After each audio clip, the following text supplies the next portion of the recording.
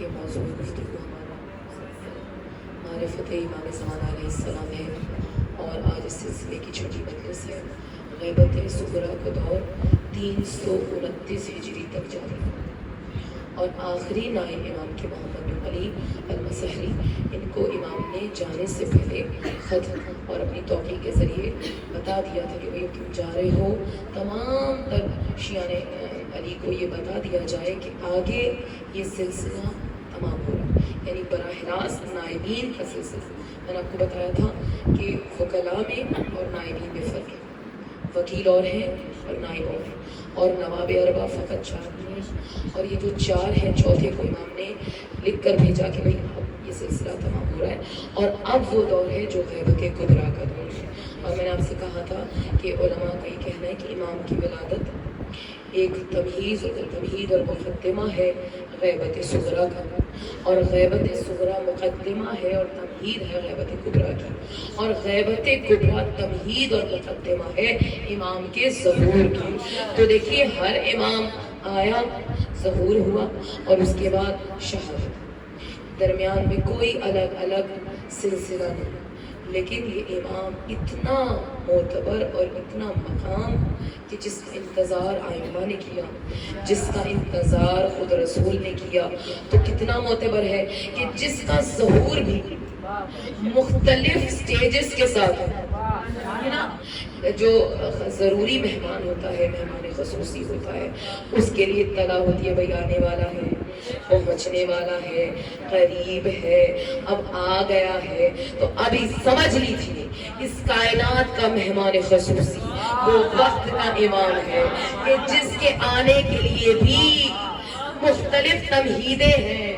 ابھی ولادت ہے، ابھی غیبت صغریٰ ہے، اب غیبت کبریٰ ہے، اب معلوم ہے کہ وہ آنے والا ہے، وقت قریب ہے۔ لیکن اب کتنی حدیثیں ہیں، یعنی ہزاروں کی تعداد، آنے والا ہے، کتنا مہمان خصوصی کہ جس کے آنے پر آنے والا ہے، اور ان قریب آنے والا ہے، کیونکہ عزت دے دیں تو وہ اچھا آنے والا ہے، پہنچنے والا ہے، انتظار کیجیے ابھی آ جاتا ہے، پھر سٹیج پر بیٹھ جائے گا۔ تو اب معمولی اگر محمد و آل محمد کے ذاکر کا اتنا مقام ہے کہ آپ انتظار کر رہے ہیں کہ آنے والا ہے، صبر سے بیٹھے ہیں، تو پھر وہ جس کی وجہ سے کائنات رکی ہوئی ہے، تو پھر مجھے بتائیے اتنا تو انتظار بنتا ہے نا، جس کے صدقے میں اتنا تو انتظار بنے کہ کم سے کم 14 صدیاں تو ہو اور ہم انتظار کرتے رہے۔ تو اس سے پتہ چلتا ہے جتنا بڑا مہمان خصوصی اتنا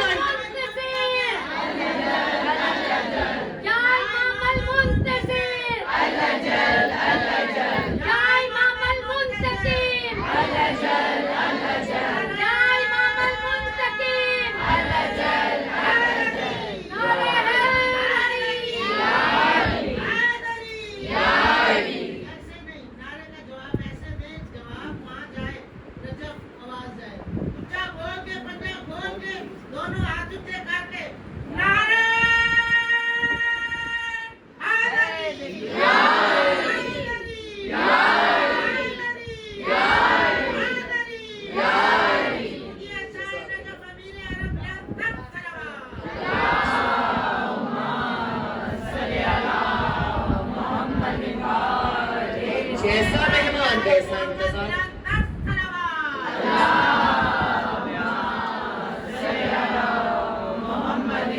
جیسا مہمان ویسا انتظار۔ اور اب دیکھیے میں نے آپ سے پہلے دن کہا تھا اس منزل پر ہے آخری امام کے مومنین کہ جو صبر سے انتظار دیکھا نہیں ہے۔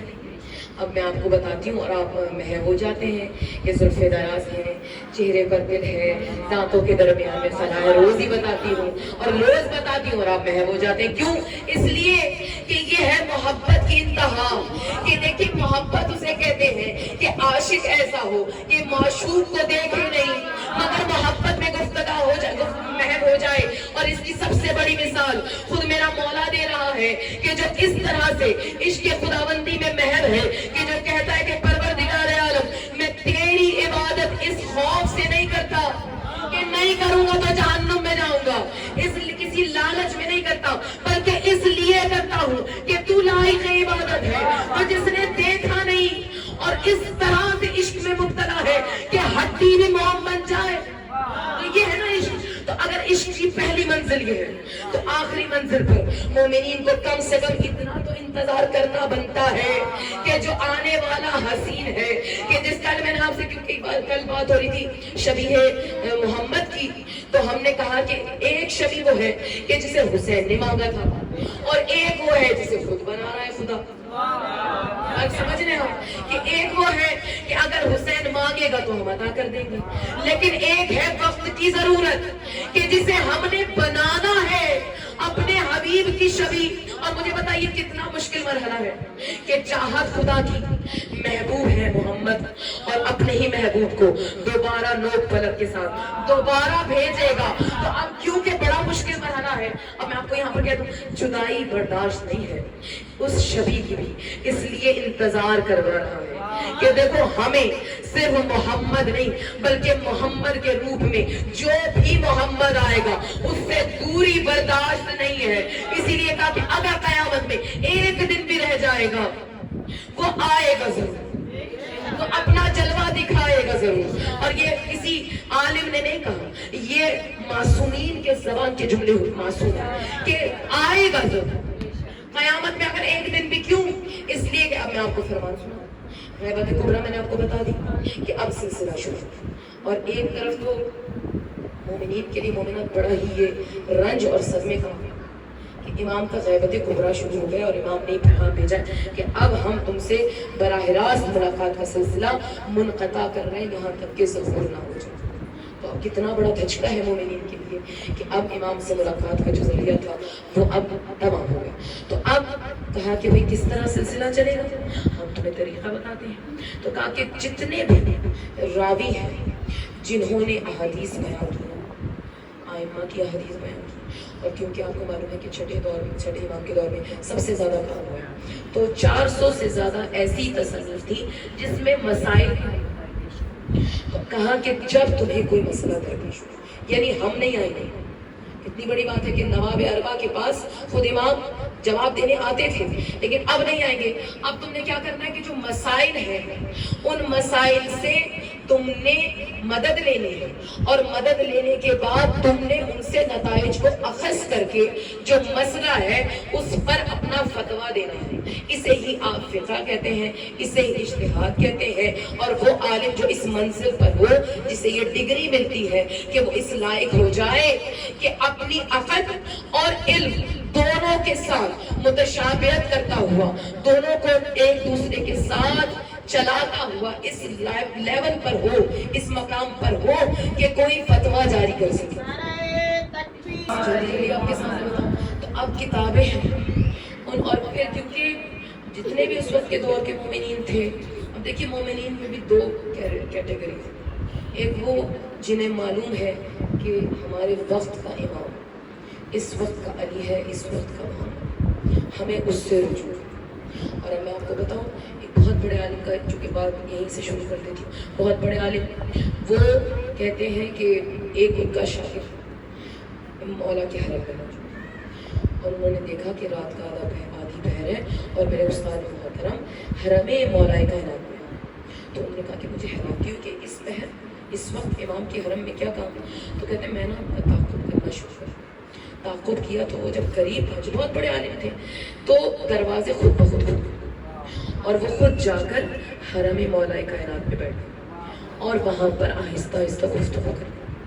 जब गुफ्तगू करने लगे तो कुछ जैसे किसी से गुफ्तगू कर रहे, जब गुफ्तगू कर चुके तो वहाँ से उठे और उठकर मस्जिद कूफा में पहुँच गए। अब ये जो पीछे इनके शागिर्द थे ताक़ुब करते करते मस्जिद कूफा तक पहुँचे। अब देखा मस्जिद कूफा में इमाम के मिंबर के पास वो किसी से गुफ्तगू और आहिस्ता आहिस्ता गुफ्तगू हो गई और ये देख रहे हैं। अब जब ये दोबारा चले, ये भी ताक़ुब कर रहे थे, लेकिन अचानक इन्हें खांसी आई, उन्हें पता चल गया। अब मैंने पूछा बेटे आप यहाँ पर क्या कर रहे हो? तो कहा कि ए उस्ताद मोहतरम, मैं आपका उस वक्त से ताक़ुब कर रहा हूँ कि जब आप हरम मौला कायनात में गए थे और मैंने देखा कि आपके जाने से पहले ही दरवाजे खुद खुल गए और वहां से आप यहाँ। तो कहा कि देखो अब ये राज है और किसी से कहना मत, इसलिए कि कुछ मसाइल थे जिनका हल जरूरी था जानना, इसलिए क्योंकि मुझे समझ नहीं आ रही थी और मसले बड़े मुश्किल थे, इसलिए मैंने सोचा कि मैं मौला कायनात से سے बाबुल इल्म से इल्म के दरवाजे से रुजू करो। मुझे वहां से मौलाए कायनात ने आवाज देकर कहा कि मस्जिद कुफा में मिंबर के पास जाओ, तुम्हें वक्त का इमाम इन सवालों के जवाब देगा। तो जिसे अली इजाजत दी, बाबुल इल्म मेरा मौला, मदीनातुल इल्म का दरवाजा मेरा मौला, वो कह रहा है कि क्योंकि तुम्हें जरूरत है कि तुम वक्त के इमाम से रुजू करो, तो इसलिए मैं उनके कहने पर इधर मस्जिद कुफा में आया और मिंबर पर मैं सवाल करता रहा, मुझे जवाब मिलते रहे। तो ये मैंने आपको इसलिए बताया कि वक्त के इमाम से रुजू करना। दो तरह के मोमिनीन कि जो एक तरफ ये सोच रहे हैं कि रुजू करने के लिए सिर्फ मौलाए कायनात और दूसरी तरफ वो मोमिनीन है। देखिए फर्क कोई नहीं है, वो अली हो या ये अली हो, फर्क कोई नहीं है, लेकिन जरूरी है कि वक्त के इमाम की तकलीद की जाए और इमाम की तकलीद इस तरह से की जाए कि उन्हें वो जिनको कह रहे हैं उनकी पैरोकारी। तो मोमिनात, अब सवाल ये है कि इमाम के गैबत में रहने की वजह, फायदा क्या है? तो अब आपको मालूम है हजारों की तादाद में और हर इमाम से एक ही जुमले, और ये मैं मुस्तनद आपको जुमले बता रही हूँ, और जहाँ से मैं आपको बता रही हूँ वो भी मैं उनका भी आपको वाकया कि जिन्होंने बराह रास्त इमाम ज़माना से गुफ्तगू की है। उनका नाम है आयतुल्लाह सैयद मेहदी काजिम कज़वीनी, और इनका इतना मकाम है कि इन्होंने पूरी किताब लिखी है जनाब फातिमा ज़हरा से महद से लहद तक, और हर इमाम पर अलग अलग किताबें लिखी हैं और वो उर्दू में भी मौजूद हैं, और मैं आपको उधर से ज़्यादा हवाले दे रही हूँ। और इनका सबसे बड़ा कमाल मोमिनात ये है कि आलम इनको कैद कर लिया और इनको कत्ल करने के लिए सहरा भी निकला। उस वक्त इन्होंने कहा कि मौला मेरी मदद कीजिए, और अगर आज मैं बच गया तो मैं वादा करता हूँ कि आपकी जद्दा जनाब ज़हरा पर पूरी किताब लिखूंगा। तो इन्हें मौजज़े से इनकी जान बच गई, और जब आए तो सबसे पहले जो किताब लिखी फातिमा तो ज़हरा महज से लहद तक, और ये किताबें पूरा खजाना है। बहरहाल इन्हीं किताबों में से तो अब मैं आपको बता रही हूँ कि इतने मौजज़ात हैं, और सब ज्यादातर और सब की इमामों की हदीसें और जुमले आते हैं। सबसे पहले रसूल से पूछा गया कि या रसूल अल्लाह, जब आपका आखिरी जानशी कायम गैबत में होगा तो फिर फायदा क्या, और वो किस तरह काम करेगा? तो जो अब मैं आपको मुख्तसर वक्त है इसलिए सबको ही एक साल कह देती हूँ। इमाम जाफर सादिक, इमाम मोहम्मद बाक़िर, इमाम सैयद साजिदीन, हर इमाम ने अलग अलग सेम यही बिल्कुल जुमलों की रद्दो बदल के बगैर, यानी बगैर जुमलों की रद्दो, एक तो होता है ना कि फरमाने रसूल सुनाना, एक है इमाम का अपना फरमान। हर इमाम ने यही फरमाया जब जवाब दिया, लेकिन बगैर रद्दो बदल के। और मैं आपको एक ही जुमले में बता रही हूँ, कहा कि देखो जिस तरह सूरज बादल में रहता है और उसका काम खत्म नहीं होता, उसके वजूद से इनकार नहीं किया जा सकता, इस तरह बिल्कुल इसी तरह हमारा आखिरी कायम सूरज होगा जो बादलों की ओट में रहकर भी अपना काम अंजाम देता रहेगा। और मैंने आपसे कह दिया बात मुख्तसर करके, हर इमाम ने बगैर अल्फाज की रद्द बदल के यही जुमले, बिल्कुल एक ही जुमले, और ऐसे लगता है जैसे एक ही महजन से निकला, एक ही नहर से ये सारे चश्मे बह रहे हैं, कि वही जुमले कि जैसे आखिरी की मिसाल ऐसे है जैसे सूरज के आगे आया हुआ बादल, जो बादल की ओट में रहकर भी अपना काम अंजाम देता है। और क्योंकि मैंने आज इस बात पर ही तशरीह करनी थी, और मुझे आप इजाजत दीजिए कि अगर दो चार जुमले आपके सामने बयान कर दूं। सूरज से ही क्यों, चांद से क्यों नहीं? इसलिए कि सूरज और चांद के मिजाज में बड़ा फर्क है। सूरज अज खुद वो नूर का चश्मा है कि जो दूसरों को मुनव्वर करता है, चांद वो मोहताज है, नूर है कि जो सूरज का भी मोहताज है। इसके अलावा दूसरी वजह कि सूरज में काबिलियत सयादत है, उसमें आपने आपको काबिलियत रखता है कि वो आगे आगे हो, सब उसके पीछे, यानी उसमें कायदाना सलाहियत है सूरज में। और आपको मालूम होना चाहिए कि कायनात में बेतहाशा सूरज है, और जब रसूल ने कहा है सूरज की मिसाल है, तो जहां जहां सूरज है वहां वहां ये मिसाल है। जहां जहां सूरज है समझ लीजिए वहां वहां कायम है। तो अब हम तो एक ही सूरज की मिसाल समझेंगे जिसे हम जानते हैं। हम जिस सूरज को जानते हैं उसके गिर्द 9 सैयारे तवाफ कर रहे हैं। इसका मतलब ये सूरज मरकज है, क़यादत रखता है, इख्तियार रखता है, और उसके गिर्द तवाफ करते हुए ये तमाम 9 सैयारे हैं। और अजब बात है कि कहीं जो महवर नजर नहीं आता उस महवर में तवाफ कर रहे हैं।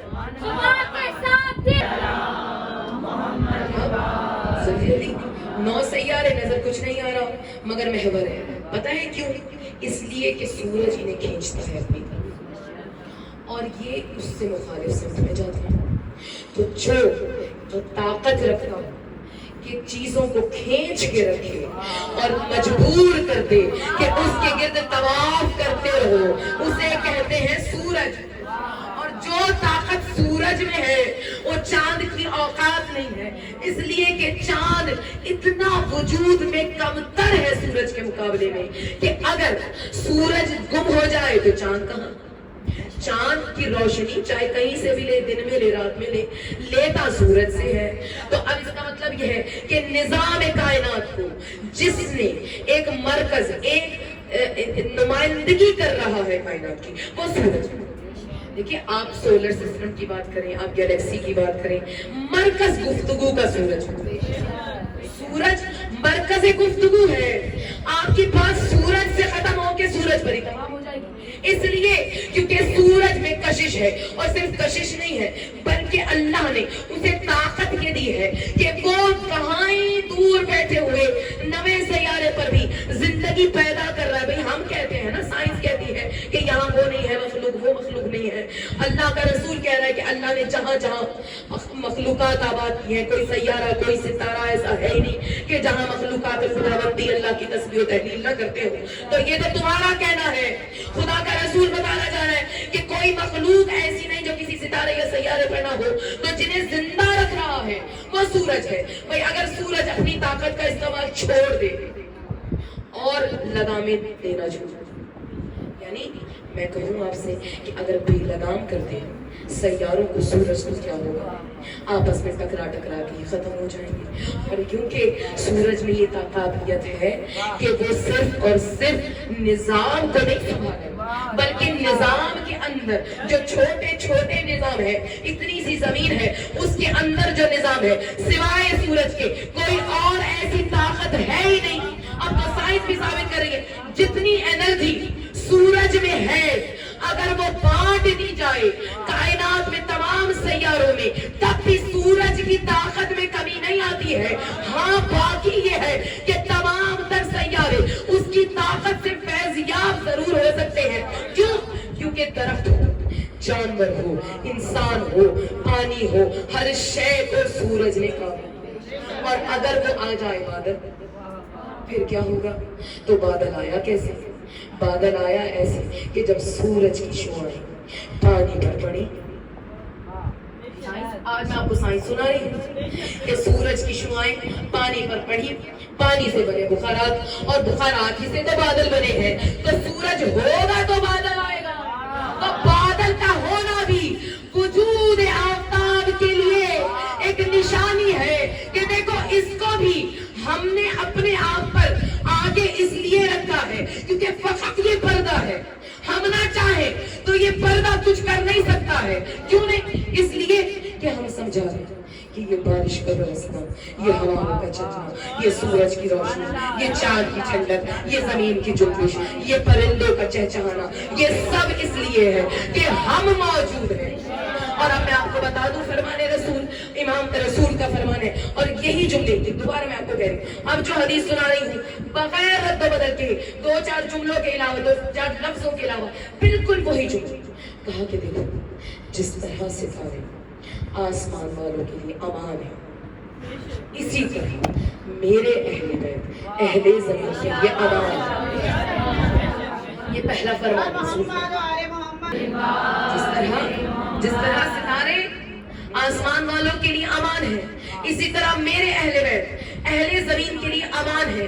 उसके बाद फरमान है इमाम जाफर सादिक का कि जिस तरह से सितारे आसमान वालों को ठहराए हुए हैं, यानी अगर आसमान पर सितारे ना हो تو اہل آسمان گر کر تباہ ہو جائیں. اسی طرح میرے ہمارے اہل بیت ہم وہ ہیں کہ جن کی وجہ سے اہل زمین اب تک زمین پر ہے. اگر اہل بیت نہ ہو تو یہ زمین نیز تو نابود ہو جائے. پھر اس کے بعد امام کا فرمان ہے کہ جب تک ستارے آسمان پر ہیں.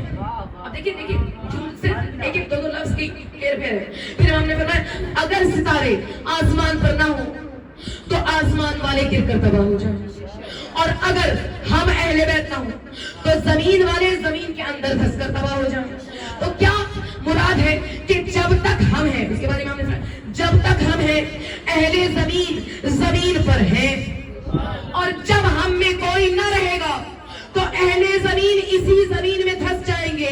تو اس کا مطلب یہ ہے کوئی ہے جس نے زمین پر اہل زمین کو روک رکھا ہے, جس کے قدم ہے اہل زمین ہے.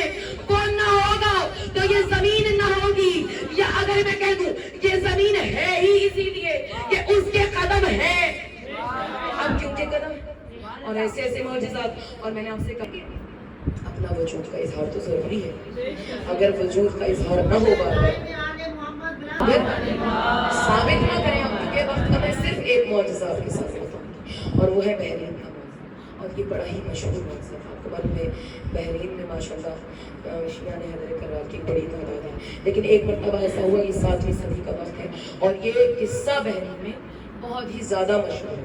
بحرین میں ایسا ہوا کہ وہاں ایک ناصبی حاکم بن گیا, اور جتنا بڑا وہ خود مناسبی اور منافق اور دشمن اہل بیت تھا, اس سے ہی زیادہ اس کا وزیر دشمن ہے.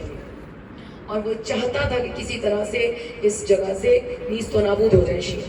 تو اب اس نے کیا کیا کہ ایک روز ایسا ہوا کہ یہ انار کے واقعے سے ہی بات مشہور کہ وہ حاکم کے پاس ایک انار لایا, اور انار پر کنڈا ہوئی بھی تھی ایک عبارت. اور عبارت کیا تھی؟ لا الہ الا اللہ محمد الرسول اللہ و ابو بکر و عمر و عثمان و علی خلیفۃ رسول اللہ. اب یہ آیت دیکھ کر, اب یہ عبارت دیکھ کر اس نے کہا کہ اے والی, میں کہتا نہیں تھا کہ یہ سارے رافضی ہیں اور یہ سب جھوٹا ان کا مذہب ہے. یہ قرآن کی آیت بن کر عبارت خود کندا ہو گئی انار پر. اس کا مطلب یہ کلمت اللہ ہے, اللہ کا کلام ہے کہ جو کندا ہو گیا انار پر. بادشاہ کا بات تو بالکل صحیح. لیکن قدرت کی طرف سے اب جیسے آپ دیکھ لیتے ہیں کسی پھل پہ اللہ لکھا ہے, کسی پہ محمد لکھا ہے, تو اب آپ کو یقین ہو جاتا ہے کہ اللہ کی وحدانیت ہے, رسول کا نام لکھا ہے. تو اس نے کہا بھائی یہ تو واقعی سچ ہے, یہ چاروں خلیفہ کے نام ایک ساتھ بندہ ہوئے. تو کہا اب ایسا کرو, مشیر تھا, اس نے مشورہ دیا کہ بادشاہ کو کہ ایسا کرو کہ ان شیعوں کو بلا کر ان کے علماء سے کہو کہ یا تو تم اہل سنت ہو جاؤ, یا پھر تمہارے پاس 3 چیزیں میں سے ایک اختیار ہے. پہلی تو یہ کہ یہود و نصارہ کی طرح تم بھی جزیہ دو. دوسری یہ ہے کہ تمہارے مردوں کو قتل کر دیا جائے اور عورتوں اور بچوں کو غلام بنا دیا جائے. اور تیسری یہ ہے کہ تم اس انار کی رد لے کر, اب اس انار کی رد لے کر آؤ. تو اب تینوں شرطیں کیسی ہیں؟ تمام علماء شیعہ مذہب کو اکٹھا کیا گیا, اب ان کو یہ پیغام بھیجا گیا, ان کو 3 دن کا وقت دیجیے. 3 دن کے بعد انہوں نے فیصلہ کیا کہ جو سب سے برگزیدہ اور سب سے زیادہ بہترین زہد و تقویٰ والے علماء ہیں ان کو اکٹھا کیا. 10 علماء کو اکٹھا کیا, 10 میں سے ان میں سے بھی 3 کو چنا گیا, اور انہوں نے کہا کہ ہم استغاثہ کریں گے امام زمانہ سے, اور امام زمانہ سے ہی مدد مانگیں گے کیونکہ کوئی راستہ نظر نہیں آ رہا. تو اب صحرا نکل گیا. پہلے دن پہلا عالم گیا, کچھ نہ ہوا. دوسرے دن دوسرے عالم نے استغاثہ کیا, کچھ نہ ہوا. تیسرے دن محمد بن ادریس ان کا نام تھا, یہ صحرا میں نکل گئے. اور صحرا میں کئی گھنٹے گزارنے کے بعد بہت زیادہ گریہ وزاری مولا کو پکارا, تو اتنے میں قریب سے ایک شخص گزرا. اس نے کہا کہ اے محمد کیا پریشانی ہے؟ کہا جو پریشانی ہے وہ میں اپنے امام کو بتاؤں گا. انہوں نے کہا کہ مجھے بتا دو. کہا نہیں, میں اپنے امام کو بتاؤں گا. کہا اچھا ایسا تو نہیں کہ تم ہمیں کچھ اور سمجھ رہے ہو, ہم تمہارے امام ہیں, ہم صاحب امر ہیں. کہا اچھا اگر آپ صاحب امر ہوتے تو آپ کو معلوم ہوتا کہ میں کس لیے آیا ہوں. تو آنے والے نے کہا میں جانتا ہوں کہ تم انار کے مسئلے کی وجہ سے پریشان ہو, اور ہمارے پاس ہی تمہارے مسئلے کا حل ہے. اب جو سنا محمد ابن ادریس نے سر کو جھکا دیا اور کہا مولا آپ بتائیے. کہا آپ غور سے سنیں. کہو دیکھو وہ جو مشیر وزیر ہے نا بادشاہ, اس کے گھر میں انار کا ایک درخت, اور جب اس کے درخت وہ پیدا ہو رہے تھے تو اس نے ایک انار کے دیکھا اور اس کے اوپر ایک مٹی کا سانچہ دیا.